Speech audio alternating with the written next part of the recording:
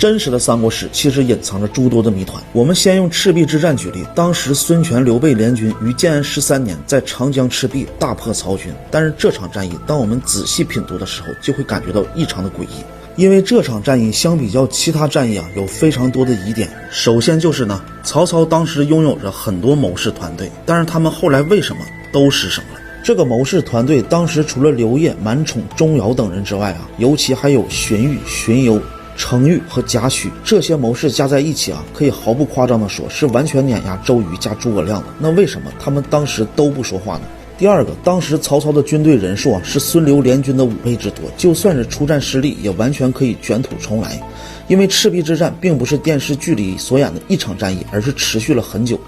第三个，当年赤壁之战是空前的惨烈，但是我们翻阅相关的历史记载，就会发现一个天大的悖论：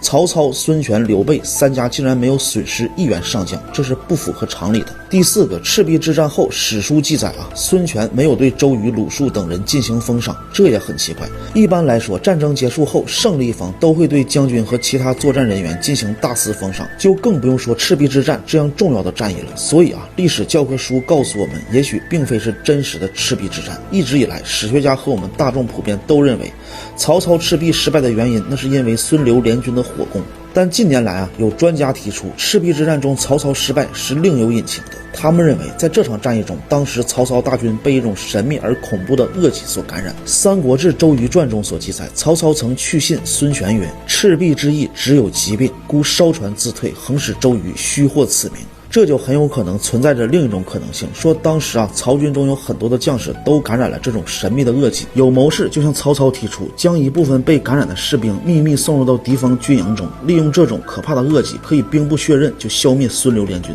但曹操最终还是心系天下百姓，狠心烧掉了自己的军营和战船，以杜绝这种恶疾的扩散。但是无论什么版本都只是猜测，对于这近2000年的历史确实是无从考证了。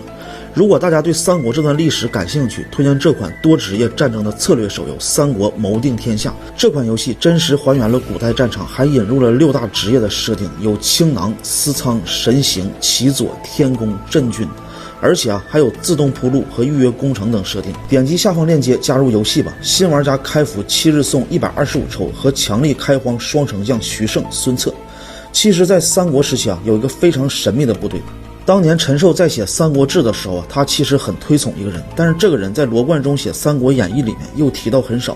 这个人呢，就是王平。诸葛亮当时派他去组建一个蜀国的特种部队，这个特种部队叫做无当飞军，专门殿后的。其实古代冷兵器时代打仗很危险的环节就是这个殿后的部队，他要求必须以很少的兵力去阻挡对方士气高涨的追击大军，有时候还要求挡住很多天，直到前面自己的部队安全的撤离。所以这个无当飞军的士兵呢，要求相当的勇猛。那从哪里找这些士兵呢？在四川和云南这边有一座山叫做高丽贡山，这里呢有个少数民族叫做崩戎族。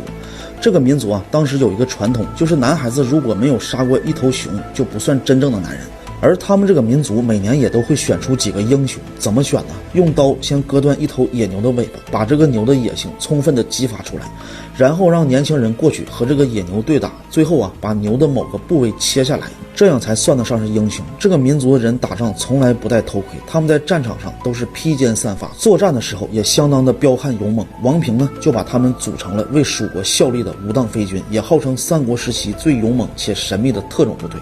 我们都知道街亭失守、挥泪斩马谡这段历史，所有的人回去都被罚了，只有王平回去受到了奖赏。